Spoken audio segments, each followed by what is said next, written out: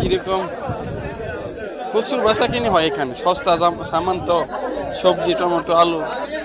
সৌদির প্রতিটি মসজিদে এরকম বিক্রি হয় আর কি। বাঙালি ভাইরা নিয়ে আসে, অনেকে সৌদিরা নিয়ে আসে, তাদের মাদ্রাসারা নিয়ে আসে এরকম।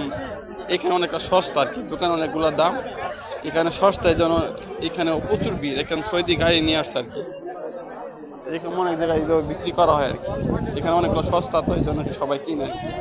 পাকিস্তানি, বাঙালি, ইন্ডিয়ান সমস্ত বাইরে কিনে এখানে, আমাদের শেষে বিক্রি করা হয় আর কি। সব ধরনের সবজি আছে এখানে, সবজি আছে, শাক আছে, সব ধরনের প্রকারে আছে। কিরকম ভিড় আর কি, প্রচুর ভিড়, সবাই নিতেছে তো, এই জন্য কি এরকম ভিড় আর কি। সৌদি আরবে এরকম বিক্রি হয় আর কি, মসজিদের সামনে আর কি। ওই পাশেও বিক্রি হইতেছে, ওই পাশেও বিক্রি হইতেছে, অনেক জায়গায় বিক্রি হয়। কিন্তু এটা অনেক রিস্ক আর কি, এখানে এগুলো বিক্রি করার অনেক সময় পুলিশে ধরে বসে আর কি।